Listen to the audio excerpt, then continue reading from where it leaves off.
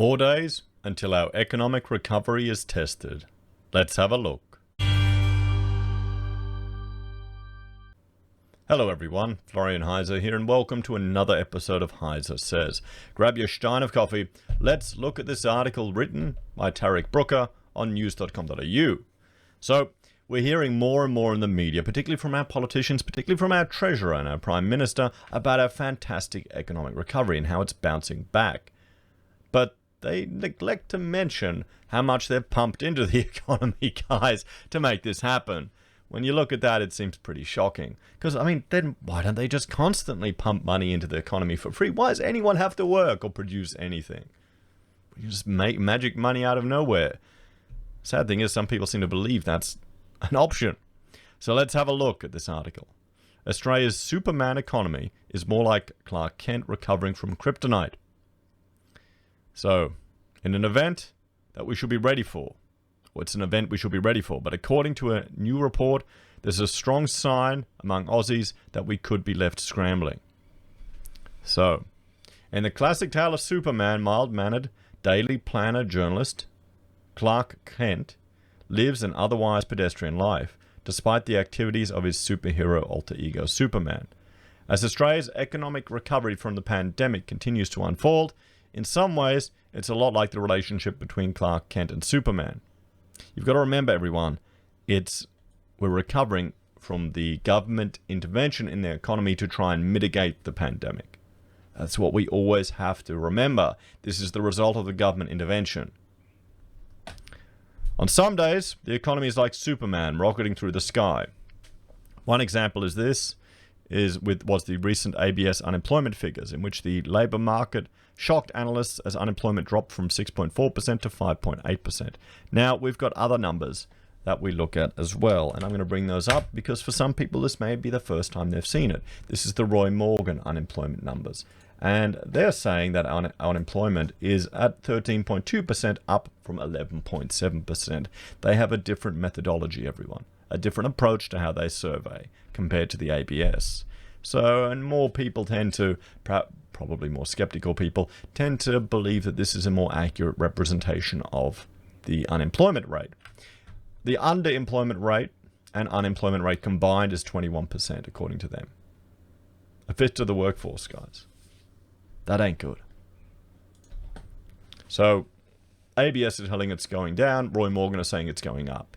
Regardless, with the ABS, I mean, 1 hour a week. Does that work? You tell me. So, the actual employment rate, green versus the federal budget forecast. So, there you go. We'll have to see how it goes. Oh, the 5.8, not 6.5. On another day, it's more like a groggy Clark Kent slowly recovering from an encounter with some kryptonite. A recent report from the University of Melbourne provides a snapshot of an Australia that's showing we're struggling. According to the Taking the Pulse of the Nation survey, 31% of respondents are experiencing financial stress, which is defined as difficulty paying for essential goods and services. So 31% of the people who responded to the survey. A further 26% saying they are just making ends meet. With many Australians facing a challenging time of things, the current environment is also impacting their mental health. In recent weeks, 24% of respondents said they felt anxious or depressed most of the time.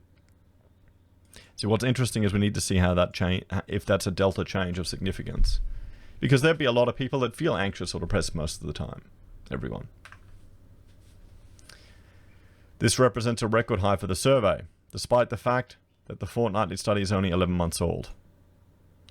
Its respondents are struggling more with their mental health now than they were when they were in the middle of lockdowns and the coronavirus restrictions, probably because they had money flowing in now it's starting to disappear. Self-employed Australians recorded the highest level of financial and mental distress. 50% say they are struggling to pay for the essentials, and 15% are only just making ends meet, with 47% saying they are mentally distressed. I mean, that's the challenge of being self-employed, everyone. What's frustrating is if you are running a small business, and particularly if the money isn't coming in. If you've done the work, you've invoiced it, and it's not coming in. Let's see how this trading while insolvent manifests. We already have people, we already have personal insolvencies and external business administrations at about 50% of where they should be. That's going to start just tracking back up to a normal level as the economy returns to normal, as all of the intervention and support mechanisms are removed. What we don't want to see is scarring, economic scarring, people just giving up and leaving the workforce. To say these figures are concerning would be an understatement. If they are within several ballparks of being representative of the broader public, it could be argued that many Australian households find themselves still deeply mired in crisis. Despite the hopeful message of a recovery from the Morrison government and the strong ABS labour force figures, it's clear that many Australians are struggling even now, while billions of dollars a month in government support is still in place. Yeah, I'd imagine that. I would agree with that. That seems to be right anecdotally. We're having a two-speed economy. It's just exacerbated now. You're going to have people that are copying it and people that aren't. Some people are better off. They're doing better. They're making more money if they're in the construction game and they happen to be exposed to the housing sector. They may be kicking goals, guys. It may be going fantastic for them. If that's you, make hay while the sun shines. Build yourself an emergency fund. For regions where a high number of households are reliant on continued government support, the conclusion of JobKeeper and JobSeeker supplement on 31st of March may end up being kryptonite to household confidence and consumer spending. This is the thing. This is when the recovery of the economy will be tested. If it's a legitimate recovery or simply just a sugar high fueled by government injections into the economy. What do you reckon? Yet despite these disturbing figures, and around 3 million people still being supported by the payments, the Westpac Consumer Confidence Index and the NAB Business Confidence Index are both near decade highs. Well, there you go. That's just confidence. That's sentiment. How is your consumer confidence or sentiment, guys? Let us know in the comments. The nation's households have amassed a war chest of over 130 billion in savings since the pandemic began. However, it's likely that these savings are concentrated heavily in the hands of Australia's more well-off households. According to data from research firm Digital Finance Analytics, 36.5% of households have little or no savings to fall back on. This is the thing. How many people can't even get together $1,000? Has that got more to do with just the lack of financial literacy and competence in our country? Should we make the Barefoot Investor required reading in high school, guys? Not that I've read him yet, but I've seen a few people talk about him. He really sounds like our version of Dave Ramsey. So, it varies quite widely from state to state, with only 26.2% of households in the ACT holding little to no savings, and rising to 47.5% in South Australia. If the nation's more well-off households spend their share of the more than 130 billion in pandemic-driven savings, we may see quite a boom for areas based on that type of consumption, and the more affluent areas that usually hold those businesses. You know, there you go. I mean, look at that, guys. But that may prove to be cold comfort for the millions of households who reside in areas where the benefits of the more affluent spending may amount to precious little. After March 31, the Morrison government is relying on households and businesses spending their savings in order to replace government support measures as the driver of the economy. In the words of Treasurer Josh Frydenberg, this money, households and business savings, will help us underpin our economic recovery and avoid a fiscal cliff as some of the support measures start to taper off. I mean, here's the thing. Those of you that have built up a war chest, are you planning to spend it? You know, has your savings increased? And I would say that spending it on crypto, gold, and silver doesn't count, guys. You're not really... That's not spending in the consumer economy. That doesn't count. You can't say, yeah, Florian, yeah, I'm spending it. I'm buying 50 kilos of silver. Or I'm putting it all in Bitcoin. Yeah, that's definitely not going to be felt by the people working in retail.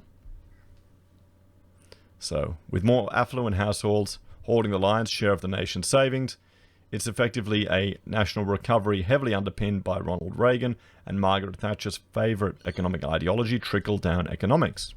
Despite widespread criticism of the policy by academics and economists globally, as it stands, it is the key element of the Morrison government's economic recovery plan. Well, hey guys, trickle-down taxation works, you know, taxes on the rich just keep going down and down that income-earning ladder. Because, I mean, here's the thing. Wealthy people create businesses and jobs.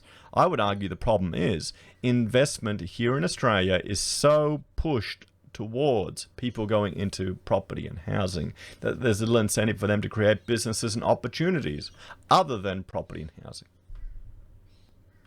You know, how many people do you know that just invest in housing one after the other after the other? Why wouldn't you? You don't have to deal with the red tape. You don't have to deal with the BS, guys. You don't have to deal with the government telling you how to run your business as much. As we head into an uncertain future, it is possible Australia may have two very different economic recoveries simultaneously. Yeah, he's right here. We're going to have a K-shaped recovery. The differences between those that are going to reap the rewards of this recovery and those are not is just going to be exacerbated. In one recovery, parts of the economy emerge from the phone booth like Superman, as affluent areas experiencing the boom that consumer and business confidence indices are expecting. In the others, much of the rest of the economy is far more like Clark Kent after a run-in with some kryptonite, with already struggling households facing an even more challenging time as the social safety net reverts to pre-COVID levels of support. Perhaps the economy will find a way to fire on all cylinders as the Australian people put their faith in a better tomorrow. But if that hope doesn't come to pass, the millions of households that may be struggling with their finances or their mental health face an even greater challenge than they already do. And, I mean, there you go. He's drawing attention to some of the mental health issues. I mean, what would you suggest for someone in this situation? You need to use this as an opportunity to get control of your finances and just liquidate everything you don't need. Do the debt snowball methodology and pay off debts one after the other. All of those monthly expenses that you have, those recurring monthly costs, they're luxuries. Everything is a luxury. Cut everything you can. Really go super cheap. What do you think? Let me know your thoughts and opinions in the comments down below. Do you think in 4 days, or probably 3 days, we will see if the economy has recovered or if it's just juiced up by government intervention? As always, thanks for watching. Please like, share, subscribe to the channel. If you're a fan and enjoy the content I create here, there are a few ways you can support us. You can join us on YouTube or Patreon. You can support us using affiliate links from Amazon, eBay, Independent Reserve, or AussieBroadband. Take care, have a great day, and I'll see you next time. Bye for now.